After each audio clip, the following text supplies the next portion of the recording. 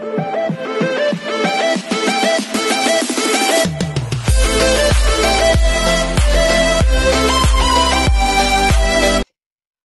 this is Kijong Vlogs, si Filipino reactor based here in Saudi Arabia, and welcome back to my channel. Agad-agad gawa natin ng reaction video. Itong reaction or balita ni Miss Darrets for today's video.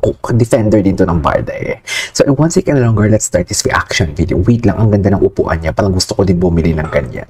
Sabi po ni Miss Cherry Lee Atake ka dyan, Miss Darrets. Cheryl Baron 2380. Correct, Miss Darrets. Nasa lover na talaga ang Barda. Kasi sa tanong ng girl na bilang big fan ni Taylor Swift, sa anong era na sila ngayon? Sabi ni Barbie, nasa lover era na siya ngayon. Pero sino ba mahilig sa Taylor Swift? So, diba si David at Barbie lang. Yes. Yung daylight ni Taylor.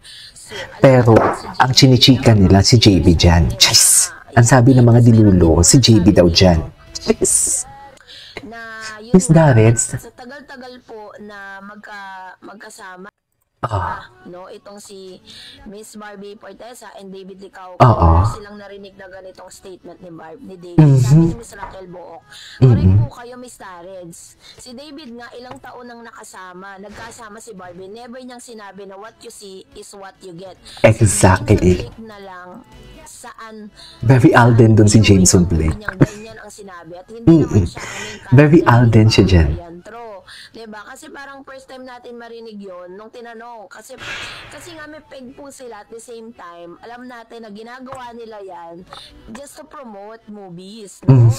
I couldn't agree more. Totoo naman po eh, nasa tagal-tagal pag tinatanong naman po si Mr. David Licao ko tungkol kay Miss Barbie Portesa, hindi po yan sumasagot na what you see is what you get. Truths. No? What you see is true. Wala nga, hindi nga nila masabi na friends song sila eh. Tama ka dyan, Miss Darrets. Nagkoconnect talaga yung utak natin. Alam mo yun. At panatag. Taro. Sa potot. Magaling talaga si Barbie kahit anong role. Basta ako team panatag, wala akong pake sa mga bashers. Tama. Lang ako. Tama. Sa update, God bless. Ayan. Bongga yung mga gold ni Miss Darrets. Tinalo ni Miss Darrets ang gold ko. So ngayon, ito na. Ang taray naman ni Miss Darrets. Tinalo ni Miss Darrets ang gold ko. Dapat ako lang yung magmukhang may hepatitis dito eh. Dapat ako lang yung nag-yellowish, pero hindi, tinalo tayo ni Miss Darrets. Dahil po, meron siyang pupuntahan. Tinalo tayo ni Miss Darrets. Isa siya sa mga special Miss Darrets, baka naman. Tinalo tayo ni Miss Darrets. Hindi ako papayag. Hindi ako papayag. Tinalo tayo ni Miss Darrets. Nakita yung ginanon si Ginoo ng fan. Naloloka ako. Wait lang.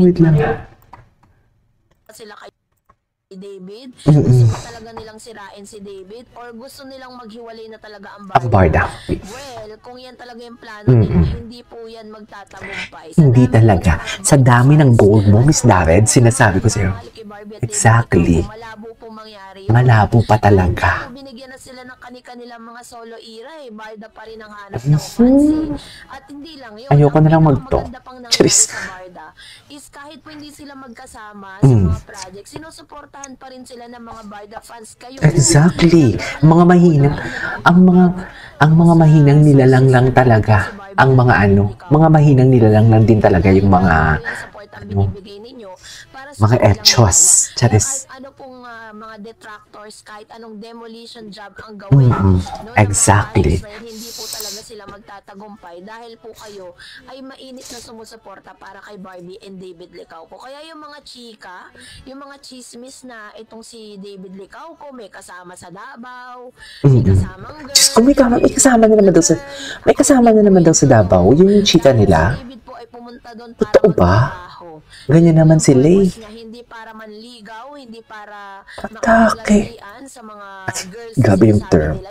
Mukhang nagulat ako. Hindi po yun totoo. Mukhang nagulat ako. Kaya kapag po may mga ganong kayong balitang na natanggap, i-repute nyo yan. Hindi yan totoo. Dahil walang katotohanan yung mga ganyan. Lahat po naman nangyari sa kanya sa Davao ay napapanood po natin sa social media. At the same time, nakita naman natin na talagang sobrang loyal ni Mr. David Licao ko sa kanyang ginagawa. Hindi para haluan niya ng kalokohan. Ngayon, bakasyon siya. Bakasyon talaga. As in, di ba? Basketball, talagang kain, kumain, swim, yun naman po yung mga gusto ni Mr. David Licauco. Kaya talagang, lagi tayong hinihintay ko talaga hinihintay ko si Miss Darets. Sama yung gold niya for today's video. Hindi mo kaya ang gold ni Miss Darets. Doon tayo. Mahirap yung sabi-sabi lang, diba? Alam mo yan, Miss Darets. Pues, tama ka na. Hindi. Uy, love ko si Miss Darets. Don't get me wrong, ha? Love ko si Miss Darets. Okay? Huwag niyong inaaway si Miss Darets for today's video. Kasi love ko yan si Miss Darets. Wait. Tingnan niya natin dito. Huwag niyong awayin si Miss Darets, ha? Natawa naman ako dito. Pues, tama ka na, Miss Darets. Atake si Miss Darets din for today's video. Tama ka na. Wait. Maghanap muna tayo dito ng mga ibang discrepancies. Ano to?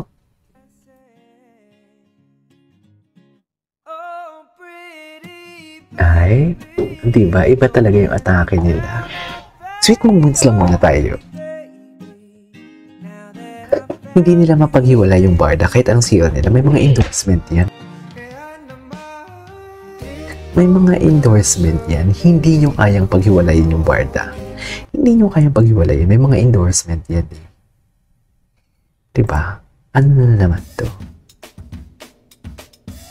What is this? Sino to? Bakit napunta ako dito?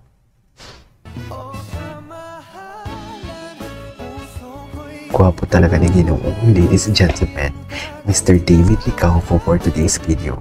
Ano sinasabi ko? Ay! Hindi ng David pa to ni birthday pa to ni David eh.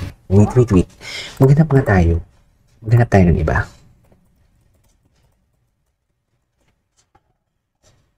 Ano yung mga bago kay David? Ay, bago to. Ay, grabe. Grabe naman yan. Ay, grabe naman yan. Iba talagang atake David. Nakakainis.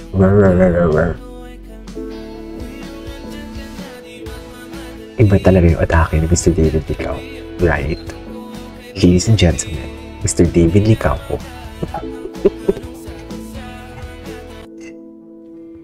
Ay ito yung ginawa nila ng issue na hindi nagtagumpay. Oh my God. Tingnan mo naman yan, mami. Ang bembang talaga katawan yung David, no? Ang bembang. Gusto mo yan? Pambembang talaga. Pambembang talaga. Ha? Tama. Baby. Ay, ewan ko sa'yo, David. Nakakainis ka na. Tama na yan, David. Tama ka na, David. Gwapo ni David. Anyways, it is all for today's video from Barda. This is Kid Mo Vlogs. See you on my next video.